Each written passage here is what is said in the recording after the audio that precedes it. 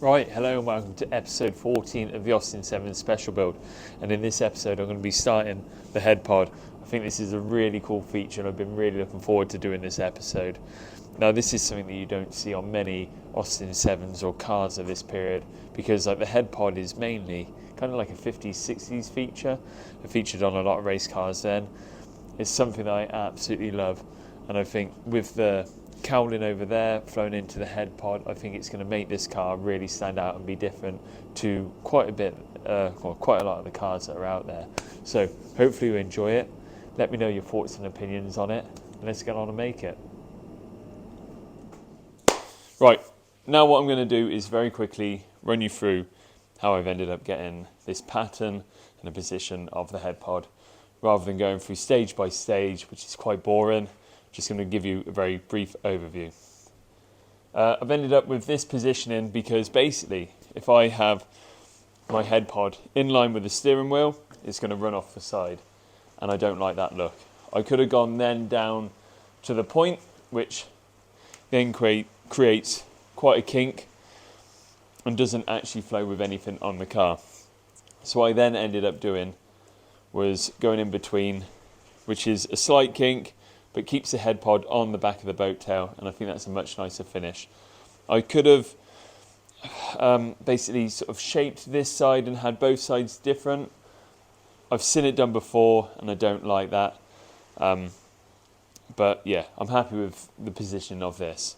The length of the head pod is exactly the same length as the bonnet, and I've done that on purpose because I think it just keeps the flow of everything, just makes it a real nice feature and doesn't overpower the bonnet. It's a nice compromise, just keeping it the same. If you had a head pod that was much larger than the actual bonnet, I think it draws attention away from the front, and it's just basically a route that I've gone down. Sorry about the rain, if you can hear it, it's absolutely chucking it down.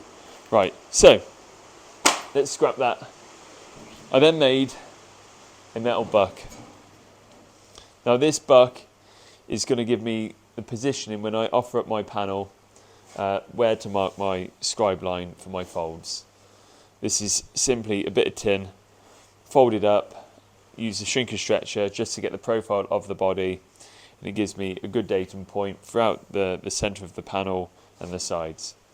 So what that panel doesn't do is show me any of the side features here. Now I've done that on purpose. I could have put them in, but you're kind of just guessing because you can't actually bring that to life unless you then tape it all up and then make a basically paper pattern like this, you know, and I can lay that over the top, but really doesn't really tell you a lot, you know, and very easy to get wrong. So what I've done, this is going to be used a lot later in the video, is freehand a piece up. So this is my mock-up piece, and I do recommend doing something like this. So I've used that buck there, so I've got my fold line there. But what this has allowed me to do, just having a practice, is add more shape through here and just create the shape that I want that I can't see on my buck.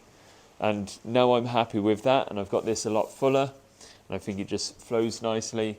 I'm going to reference here, make some sweeps, and then when I make my two side pieces, I've got an actual shape and reference point to go off, and I can get them both the same, or at least very similar. But hopefully that gives you an idea of what the head pod's going to look like. I'm going to make it in two pieces, wide it down the middle, nice wide edge over the top, and bring it to life. Easy as that, hopefully. How I'm going to fix this is domed rivets all the way around through the skin. When I put my filler cap in here, that's going to be domed rivets. When I have my steering wheel cowl over here, that's all domed rivets. I think they're a really nice feature, very period of the time, and I think it's just going to look pretty cool. So that's how I'm going to do it. Let's get it done.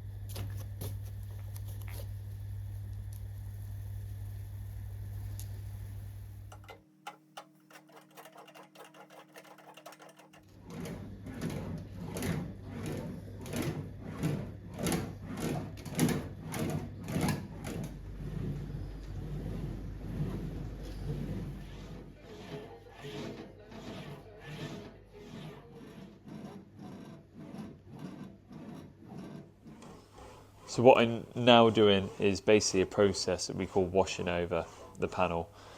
What I've done is put a very light crown wheel on there on a very light pressure, and what I'm doing at an angle is just working my way from edge to edge on the panel all the way up, and then I do that process all the way back down. And it just relieves any sort of tension within the panel and just smooths out any little imperfections that may be in there. Obviously there will be imperfections in there, but just makes the whole panel a lot smoother. And once I've got this complete, I then start the other side. Right, okay, so we are now ready to start marking this up and chopping the excess. So this is what I'm using my buck for, is to basically mark this bottom line here, which is reference to the body shape as this panel sits nicely on it. So I get that to sit on the buck, mark that, trim it down, and then I put that line on the front, and then I use the swager and just tip that edge up. So hopefully you follow.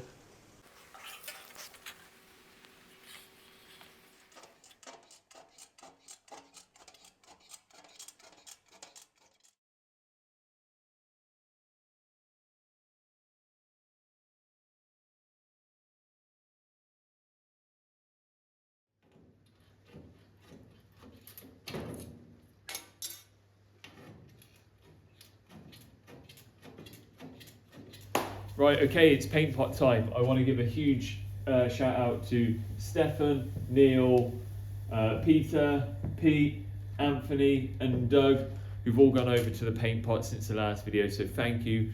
It's going to make a huge difference. You've all been very generous, and everything raised is going to go towards the paint job on the Austin 7. Not much space now. Once the board is full, we'll be picking winners at random. We'll find a really fair way of doing it. There's welding masks, slappers, t-shirts and stickers to be sent out to the lucky winners. So thank you for everyone that's gone over and taken the time to donate. Really do appreciate it. Right, okay, so the next bit is to throw a laser through the centre there. Hopefully you can see that at the back there.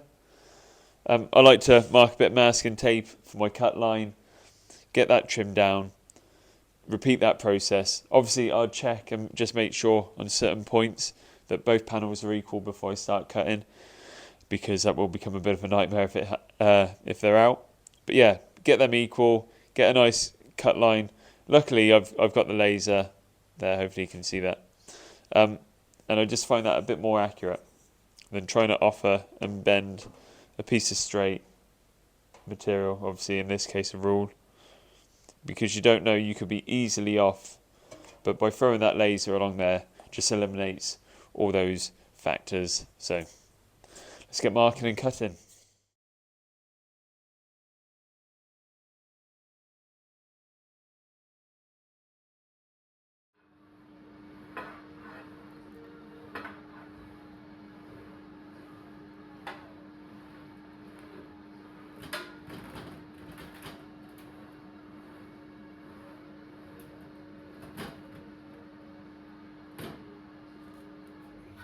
Range you can buy online or when you're doing a shop, starting at just £10. And when that's done, you can relax with the absolute radio.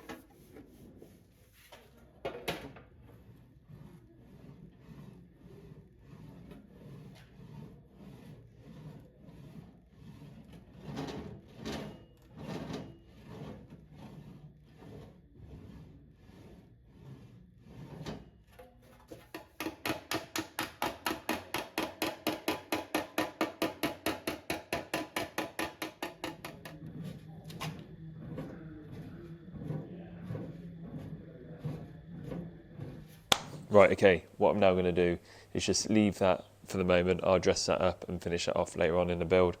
What I'm now going to do is just put a wide edge on the front here. I'll put a tab at a later date on the inside, and that's where a padded cushion will fix to, but I'll do that later on. So get the wide edge onto there, get that cleaned up, get this edge trimmed down to 20 mil, I think it is. Yeah, and then put just a little fixing in there to hold it in place, get it cleaned up, and that should be done.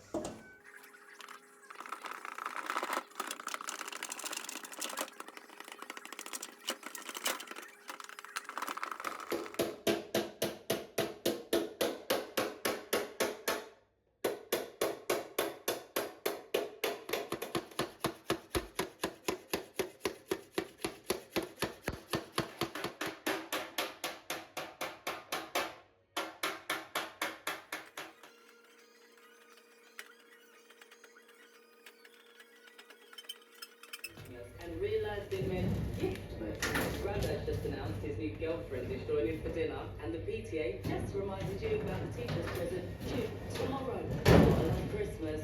Luckily, with Deliveroo, you can get great gifts from shops you love in as little as 25 minutes, from luxury candles to designer perfumes. Deliveroo.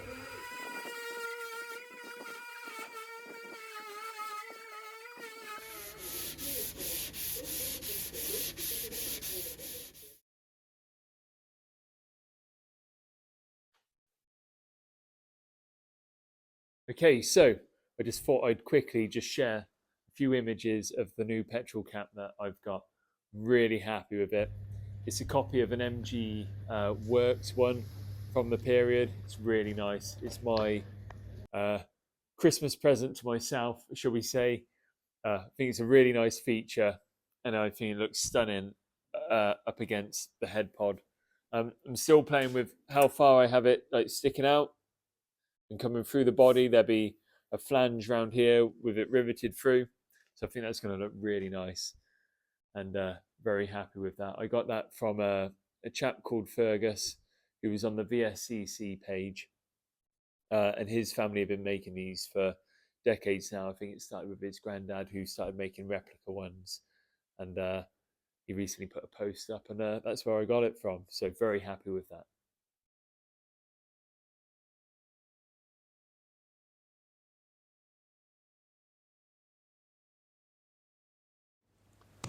Right, okay, so we've come to the end of the video. Hopefully you've enjoyed the video, and I'd love to hear your opinions on the head pod. It's one of those features, it's not going to appeal to everyone, and it wasn't really a done thing on 30's Grand Prix cars. So this feature was inspired by a car I was lucky enough to work on, and that was a Ferrari 250 Testarossa that won Le Mans. And it had this beautiful head pod off the back of it, and I always thought to myself, if I ever build myself a car one day, it's going to have a head pod. I just think they look absolutely stunning. So that's where I got the idea of this, and no matter what I was building, it was always going to have a head pod, and I think it really does set the car off. I think with a lovely set of domed rivets going all the way around there, and the front cowl going over the steering wheel, I think it's really going to make the car look quite different to everything that's out there. But it's nice to put these personal touches on there and have a relationship or connection, that's the word, connection with another car. So that's inspired by like the 250 Testarossa. This is inspired by the Type 35 Bugatti.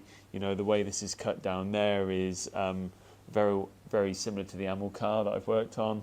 You know, it's a Bugatti steering wheel, or copy of. So it's just little touches like this, and if you can put your own spin on it, I think it's quite a nice thing to do. And if I've got the opportunity to do it, then why not? And that brings us to the end of the video. So thanks for watching, and I'll see you in the next one. Ciao.